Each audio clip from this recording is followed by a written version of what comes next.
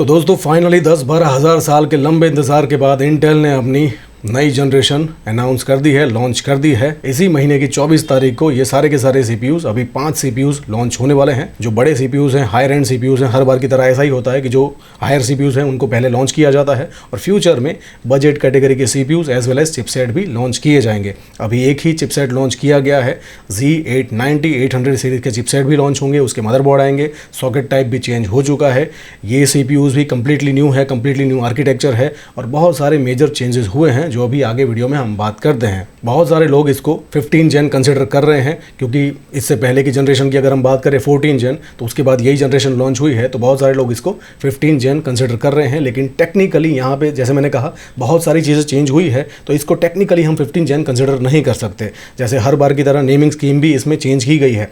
पहले की जनरेशन की अगर हम बात करें तो 14,600 के, 14,700 के, 14,900 के ऐसा नेमिंग होता था, ठीक है। लेकिन यहाँ पे कंप्लीटली नेमिंग चेंज कर दिया गया है। तो इस जनरेशन में आपको 15,600 के या 15,700 के, 15,900 के वाले सीपीयूज़ देखने को नहीं मिलेंगे। इस जनरेशन को इंटेल ने इंटेल कोर अल्ट्रा 200 सीरीज़ की तरह लॉन्च किया है। इसका कोड नेम है एरो लेक और इसमें अभी 5 सीपीयूज़, बड़े सीपीयूज़ लॉन्च किए हैं। फ्यूचर में बजट कैटेगरी के सीपीयूज़ भी आएंगे। अब इस जनरेशन में जो सबसे बड़ा मेजर इंपैक्ट है या चेंज है वो है 3 नैनोमीटर का प्रोसेस नोड। पूरा का पूरा आर्किटेक्चर 3 नैनोमीटर पे बेस्ड है। सारे के सारे सीपीयूज़ को TSMC ने डिज़ाइन किया है। AMD के सीपीयूज़ भी वही कंपनी बनाती है। इससे पहले इंटेल में 12 जेन, 13 जेन, 14 जेन में हम 10 नैनोमीटर पे थे, वहाँ से डायरेक्टली जंप करके ये पर्टिकुलर जनरेशन 3 नैनोमीटर पे बेस्ड है। तो उसकी वजह से जो सबसे बड़ा इम्पैक्ट है या जो फ़ायदा है वो है इसका पावर कंजप्शन काफ़ी कम है।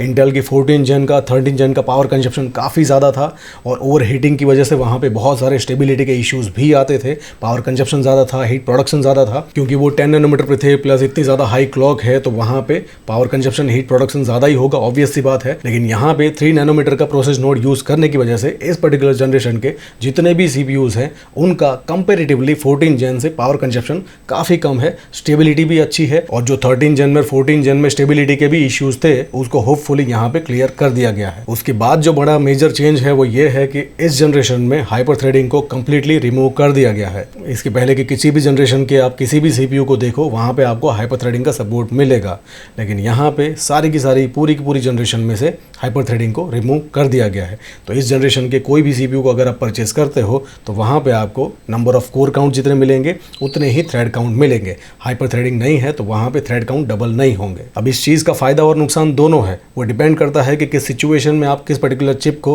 किस तरीके से यूज़ कर रहे हो, उस पर डिपेंड करता है कि हाइपर थ्रेडिंग को रिमूव करने से यहाँ पे आपको फ़ायदा मिलेगा या नुकसान मिलेगा। और फाइनली जो सबसे बड़ा इंपैक्टफुल चेंज है जो मुझे पर्सनली बहुत ज़्यादा अच्छा लगा है वो ये है कि पहले तो आर्किटेक्चर कंप्लीटली न्यू है, इसमें भी आपको ई कोर पी कोर वाला स्ट्रक्चर देखने को मिलेगा, प्लस यहाँ पे जो ऑन बोर्ड जीपीयू है उसको ज़्यादा पावरफुल बना दिया गया है। तो इस पर्टिकुलर जनरेशन के जो ऑन बोर्ड जीपीयूज़ हैं वो कंपेरेटिवली जो इंटेल के 12 जेन, 14 जेन, 13 जेन के जो ऑन बोर्ड जीपीयूज़ होते हैं उससे डबल से भी ज़्यादा पावरफुल है। तो ये बहुत अच्छी चीज़ है, जिसको डेडिकेटेड जीपीयू नहीं लगाना है और ऑन बोर्ड जीपीयू के साथ ही बहुत सारे काम करने हैं, उस पर्टिकुलर यूज़र के लिए ये जो चिप है वो ऑल इन वन सॉल्यूशन होगा। ओके, तो इन 5 सीपीयूज़ में जो सबसे हाई एंड, सबसे पावरफुल सीपीयू है वो है इंटेल कोर अल्ट्रा 9 285K, जिसमें आपको 24 कोर का सपोर्ट मिलेगा। उसमें से 8 पी कोर है, 16 एफिशिएंसी कोर है। यहाँ पे हाइपर थ्रेडिंग नहीं है, उसकी वजह से आपको टोटल 24 थ्रेड का ही सपोर्ट मिलेगा। पिछली जनरेशन में हाइपर थ्रेडिंग थी तो वहाँ पे आपको 32 थ्रेड का सपोर्ट मिलता था, यहाँ पे आपको 24 कोर 24 थ्रेड का सपोर्ट मिलेगा। इसमें आपको 4 जीपीयू की कोर भी मिलेगी और इसका जीपीयू डिपार्टमेंट जैसे मैंने कहा काफ़ी पावरफुल है इंटेल के UHD ग्राफिक्स से। इसको अभी इंटेल ने $589 में लॉन्च किया है। तो इंडिया में अगले महीने तक ये सारे के सारे सीपीयूज़ नवंबर में दीपावली के बाद अवेलेबल हो जाएंगे। तो इंडिया में मेरे हिसाब से ये सीपीयू 60,000 के आसपास लॉन्च होगा इनिशियली, उसके बाद उसकी प्राइस ड्रॉप होगी। इस पर्टिकुलर सीपीयू का अभी इंटेल ने कोई भी F वाला वर्जन लॉन्च नहीं किया है, हो सकता है फ्यूचर में लॉन्च हो, F वाला, नॉन K वाला या T वाला वर्जन भी फ्यूचर में लॉन्च होगा। लेकिन अभी कोर अल्ट्रा 9 का एक ही वेरिएंट है, वो है 285K। उसके बाद जो लोअर सीपीयू है वो है कोर अल्ट्रा 7 265K। इसमें आपको 13,700K और 14,700K की तरह 20 कोर का सपोर्ट मिलेगा। 8 परफॉर्मिंग कोर है, 12 एफिशिएंसी कोर है, total number of thread count है वो है 20। इसमें भी आपको जीपीयू की 4 कोर मिलेगी। इस पर्टिकुलर चिप को इंटेल ने $394 में लॉन्च किया है। तो इंडिया में ये 40,038 से 40 के आसपास मिलेगा।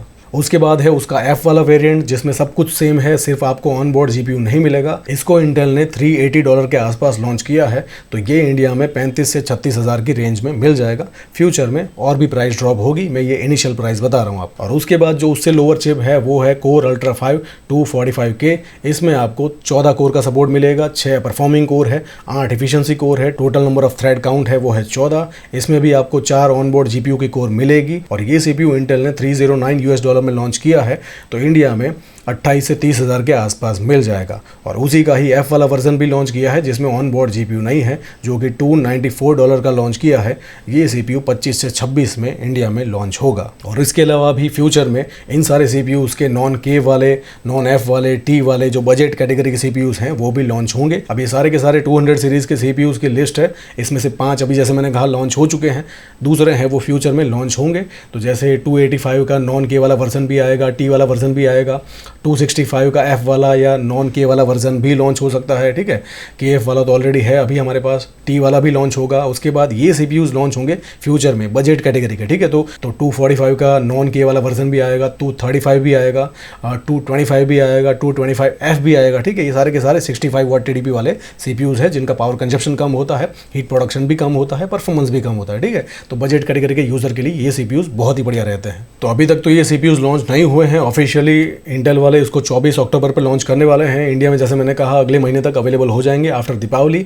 लेकिन ये जो सारी इन्फॉर्मेशन है या जो लीक्स होते हैं, रूमर्स होते हैं, उसके बेस्ड में आपको कंपैरिजन दिखा रहा हूँ। तो ये कंपैरिजन है कोर अल्ट्रा 5 245K, यानी कि इस पर्टिकुलर जनरेशन का आप इसे 15600 के कंसिडर कर सकते हो वर्सेस 14600 के पिछली जनरेशन का सबसे बड़ा i5, ठीक है। तो कोर काउंट तो दोनों में सेम है, लेकिन यहाँ पे हाइपर थ्रेडिंग होने की वजह से 20 थ्रेड का सपोर्ट मिलता है, इसमें हाइपर थ्रेडिंग नहीं है तो 14 थ्रेड का ही सपोर्ट मिलेगा। और ये इस पर्टिकुलर जनरेशन का सबसे बड़ा मेजर चेंज है, इसका जो ऑनबोर्ड जीपीयू है, जैसे मैंने कहा उसमें आप AV1 को डिकोड एनकोड दोनों कर सकते हो। पिछली जनरेशन में सिर्फ डिकोड हो सकता था, एनकोड नहीं हो सकता था, ठीक है। ओके, फाइनली बात कर लेते हैं परफॉर्मेंस की, बेंचमार्किंग की। तो ये है कोर अल्ट्रा 5 और ये है 14600 के। सिंगल कोर में गीक बेंच में ये 90% है, ये 100% है, ठीक है। तो 10% परफॉर्मेंस ज़्यादा है। ये है गीक बेंच 5 सिंगल कोर, ये 100% है और ये 90% है। तो सिंगल कोर के परफॉर्मेंस में 14600K से 245K 10% ज़्यादा परफॉर्म करता है, जो कि बहुत ही बढ़िया बात है। अगर हम मल्टी कोर की बात करें तो गीक बेंच 5 मल्टी कोर में 14600K 91% और 245K 100%। तो यहाँ पे भी 9 से 10% परफॉर्मेंस ज़्यादा है। तो ओवरऑल सिंगल कोर की बात करें या मल्टी कोर की बात करें, दोनों में ही पिछले जनरेशन को ये सीपीयू बीट करता है। और ये रहा इसका जीपीयू का परफॉर्मेंस। पिछले वाले में UHD 770 ग्राफिक्स मिलता था आपको, इसमें आपको इंटेल Xe ग्राफिक्स मिलता है जिसकी आपको 4 कोर मिलेगी, 14600K 44% और 245K 100%।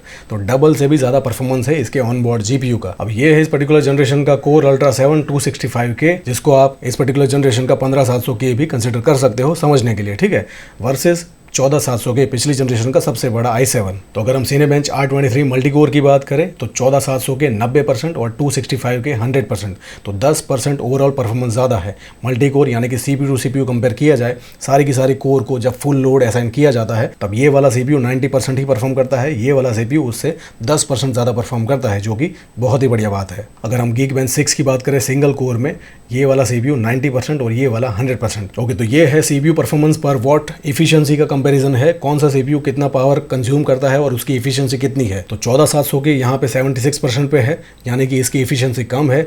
ये यहाँ पे 100% परफॉर्म करता है, दैट मीन्स इसकी इफिशियंसी इससे तो काफ़ी ज़्यादा अच्छी है। तो इफिशियंसी अच्छी होने की वजह से, पावर कंजप्शन कम होने की वजह से आपका जो इलेक्ट्रिसिटी का बिल है वो भी कम आएगा। आपको बहुत ज़्यादा जाइगेंटिक बड़ा सा SMP पावर सप्लाई लगाने की ज़रूरत नहीं है, छोटे पावर सप्लाई के साथ भी आप इन CPUs को चला सकते हो, कोई भी दिक्कत नहीं आएगी। प्लस जो यहाँ पे सबसे बड़ा एडवांटेज होता है, अगर किसी CPU का पावर कंजप्शन कम है, हीट प्रोडक्शन कम है, तो वहाँ पे ओवरक्लॉकिंग का सपोर्ट और भी ज़्यादा अच्छा होता है। मतलब आप अच्छे से इजीली स्टेबली इन CPUs को ओवरक्लॉक कर पाते हो, ठीक है। और फाइनली बात कर लेते हैं सबसे बड़े CPU की, यानी कि 285K वर्सेस 14900K। इस पर्टिकुलर जनरेशन का आप इसे 15900K भी समझने के लिए कंसिडर कर सकते हो, ठीक है। ये है Geekbench 6 का सिंगल कोर का परफॉर्मेंस, 14900K 96% और 285K 100%। और ये है Geekbench 6 मल्टी कोर का परफॉर्मेंस।